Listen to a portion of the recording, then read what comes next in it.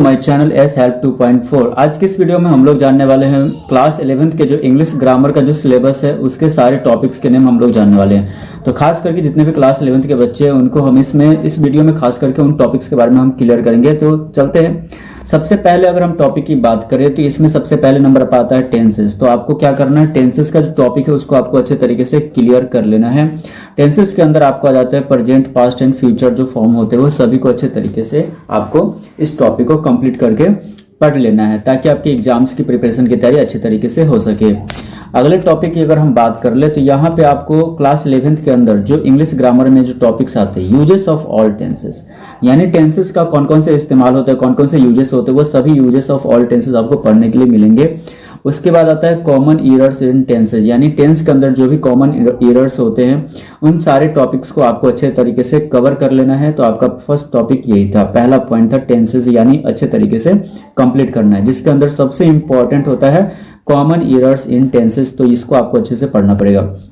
Number 2 की अगर हम बात कर रहे हैं कि मॉडल्स होता है, तो अगर हम मॉडल्स नहीं पढ़े तो मॉडल्स वर्ब को अच्छे से पढ़ ले, मॉडल्स को अच्छे तरीके से जान ले कि मॉडल्स होता क्या है, क्योंकि ये क्लास 11 से रिलेटेड है और क्लास 12 में भी बहुत ही बार एग्जाम में पूछा जाता है, फाइनल बोर्ड के एग्जाम में भी पूछा गया है, बहुत बार पूछा गया है। तो आपको अच्छे से टॉपिक क्लियर करना है। मेरे चैनल पर अगर आप पहली बार विजिट किए हैं तो चैनल को जरूर सब्सक्राइब कर ले, क्योंकि मेरे चैनल पर इंग्लिश से रिलेटेड तैयारी करवाई जाती है। क्लास 5, 6, 7, 8, 9, 10th और 11, 12 के बच्चों की भरपूर तैयारी करवाई जाती है इंग्लिश की। ठीक है, चलते अगर हम बात कर लेते हैं मॉडल्स, तो मॉडल्स के अंदर आपको कैन आ जाता है, कुड आता है, may, might, must, shall, should, will, would, need, dare, ought to, used to, ये जितने भी आप वर्ड देख रहे हैं ये सभी के सभी मॉडल्स के अंदर आते हैं, मॉडल्स वर्ब के अंदर। अगर आपको इन मॉडल्स के बारे में जानकारी नहीं है तो आप कमेंट जरूर करें, हम इस पे प्रॉपर आपके लिए बेसिकली अच्छे तरीके से बेसिक तरीके से आपको समझाएंगे उस वीडियो में, और मॉडल्स वर्ड के बारे में अच्छे तरीके से क्लियर। वैसे हम बहुत सारे वीडियो हमने अपलोड किए हैं, तो आप जरूर जा करके आप देख सकते हैं, मेरे इसी चैनल पे अपलोड है। अब हम अगले टॉपिक की बात कर लेते हैं क्लास 11th के, जो कि सबसे इंपॉर्टेंट टॉपिक है। नंबर 3 पे आता है डिटर्मिनर्स। तो अगर आपने डिटर्मिनर्स अभी तक नहीं पढ़ा है तो डिटर्मिनर्स को अच्छे से आपको क्लियर कर लेना है, क्योंकि आपके क्लास 12th के बोर्ड के एग्जाम में भी डिटर्मिनर्स पूछा जाता है। और खास करके डिटर्मिनर्स के अंदर होता है आर्टिकल्स, जो कि जिसके अंदर आता है ए आता है, एन आता है, द आता है। तो ये सभी के सभी आर्टिकल्स यानी एक डिटर्मिनर्स होते हैं। ऑलरेडी हम लोग क्या होते हैं कि जूनियर क्लास से ही आर्टिकल्स के बारे में बहुत सारे अच्छे तरीके से हम लोग ए, एन और द का यूज हम तो पढ़ चुके हैं, बट डिटर्मिनर्स के अंदर भी हम आर्टिकल्स को ही पढ़ेंगे और इसके यूजेस कहाँ कहाँ होते हैं, हम इसके सारी रूल्स रेगुलेशन को हम अच्छे तरीके से समझेंगे। तो ये डिटर्मिनर्स का टॉपिक हो गया। और इसके अंदर जो आता है क्वांटिफायर्स आता है। क्वांटिफायर्स का मतलब होता है क्वांटिटी, यानी some, any, much, many, little, few, इस तरीके के जो वर्ड होते हैं ना ये डिटर्मिनर्स के अंदर यूज किए जाते हैं। तो अगर अभी तक आप लोगों ने डिटर्मिनर्स को नहीं कंप्लीट किया है तो डिटर्मिनर्स को अच्छे तरीके से आप पढ़ सकते हैं। अगले टॉपिक की अगर हम बात करें, इसी डिटर्मिनर्स के अंदर आता है पॉजेसिव्स एंड डेमोन्स्ट्रेटिव्स। ये जो टॉपिक है डिटर्मिनर्स के अंदर ही है, तो आपको इसको भी अच्छे से क्लियर कर लेना है, बहुत बार पूछा गया है। नंबर 4 पॉइंट पे अगर हम बात कर ले तो आता है क्लॉजेस। उसके बाद आता है क्लॉजेस के अंदर नाउन क्लॉजेस आता है, एडजेक्टिव क्लॉजेस आता है, ये सारे टॉपिक्स है। उसके बाद आपको एडजेक्टिव क्लॉजेस के बाद एडवर्ब क्लॉज आता है। तो ये जो टॉपिक्स है आपको बहुत ही बार पूछे गए हैं क्लास 12th के बोर्ड के एग्जाम में, 11th में भी पूछे गए हैं। नंबर 5 पे आता है एक्टिव एंड पैसिव है, जो कि बहुत ही कॉमन है, रूल्स फॉर कन्वर्जन। तो ये सारे जो टॉपिक्स है आपको बहुत बार पूछे गए हैं। तो एक्टिव एंड पैसिव वॉइस अगर आपने नहीं पढ़ा है तो आप अच्छे से पढ़ सकते हैं, मेरे चैनल्स पे वीडियोस अपलोड है, देख सकते हैं, समझ सकते हैं, अच्छे तरीके से आप वहाँ से सीख सकते हैं।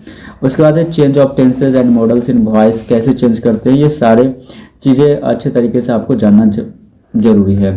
नंबर 6 पॉइंट पे आता है जो कि बहुत इंपॉर्टेंट, रिपोर्टेड स्पीच यानी डायरेक्ट एंड इनडायरेक्ट स्पीच है, statements, questions, commands and request, इन सारी चीज़ों को आपको अच्छे से क्लियर कर लेते हैं। नंबर 6 वाला पॉइंट है रिपोर्टेड स्पीच। उसके बाद कर लेते हैं नंबर 7 पॉइंट पे आता है बच्चों, बात कर लेते हैं ट्रांसफॉर्मेशन ऑफ सेंटेंसेस, जैसे कि सिंपल हो गया, कंपाउंड सेंटेंस हो गया, कॉम्प्लेक्स सेंटेंसेस हो गया। तो इन सारे सेंटेंसेस का ट्रांसफॉर्मेशन कैसा होता है, तो इन सारी चीज़ों को आपको सीखना पड़ेगा। नंबर 7 पे था। अगर हम इसके अंदर अगर हम बात कर ले तो इसमें होता है डिग्रीज ऑफ कंपैरिजन हो गया, अफर्मेटिव, निगेटिव, एक्सक्लेमेटरी, असर्टिव। तो ये एक ही चीज़ होता है, इसी के अंदर आते हैं। तो इन सारे टॉपिक्स को आपको कवर करना है ताकि आपकी क्लास 11th के जो इंग्लिश ग्रामर कवर हो जाए। और 12th में भी ये बहुत बार पूछे गए हैं। तो सब्जेक्ट वर्ब एग्रीमेंट को भी अच्छे से पढ़ना है, जिसके रूल्स एंड कॉमन एरर्स के बारे में आपको जानना बहुत जरूरी है नंबर 8 पॉइंट पे। उसके बाद नंबर 9 पॉइंट की अगर हम बात करें तो आपको प्रीपोजिशन पढ़ना पड़ेगा। प्रीपोजिशन बहुत ही ज़्यादा इंपॉर्टेंट है, बहुत बार पूछा गया है। क्लास 12th का मेरा खुद का एक्सपीरियंस रहा है कि क्लास 12th में जो इंग्लिश ग्रामर का बोर्ड के एग्जाम में प्रीपोजिशन से तो बहुत ही क्वेश्चन पूछते हैं, जिसमें क्या होता है कि टाइप्स एंड करेक्ट यूजेस होते हैं, प्रीपोजिशनल फ्रेजेस होते हैं। ये 2 टॉपिक आपको बहुत पूछे जाते हैं, तो इसके बारे में आपको क्लियर करना पड़ेगा। नंबर 10 पे आता है, अगर हम बात कर ले तो नॉन फिनाइट्स आता है, इन्फिनिटिव्स यानी गेरेंट्स एंड पार्टिसिपल्स से। इन टॉपिक्स को आपको क्लियर करना। अगर इन्फिनिट्स के बारे में आपको नहीं पता है, गेरेंट्स के बारे में नहीं पता है, पार्टिसिपल्स के बारे में नहीं पता है, तो इस पे प्रॉपर वीडियो हम बना सकते हैं। अगर आप कमेंट करेंगे आपको जरूरत है। नंबर 11 में आता है कनेक्टर्स, ठीक है। तो 11 जो टॉपिक नेम है वो कनेक्टर्स है। कनेक्टर्स के अंदर आपको क्या क्या से टॉपिक्स आते हैं, कंजक्शन एंड लिंकिंग वर्ड्स आते हैं, ये जो टॉपिक्स होते हैं। नंबर 12 में आते हैं एरर करेक्शन या एडिटिंग आता है। तो नंबर 12 पॉइंट पे आता है एरर करेक्शन और एडिटिंग। ये क्लास 11 और 12 दोनों में काम आएंगे।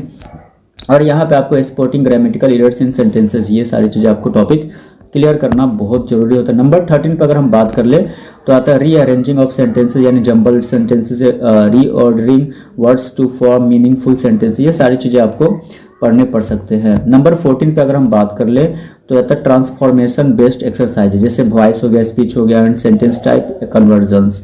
इस तरीके के जो होते हैं ना, ये आपको ट्रांसफॉर्मेशन बेस्ड एक्सरसाइज आपको मिल सकते हैं। तो ये सारे टॉपिक्स थे जो कि आपके क्लास 11 और क्लास 12 में भी बहुत ज़्यादा कॉमन होते हैं, जो कि पूछे जाते हैं बोर्ड के एग्जाम में।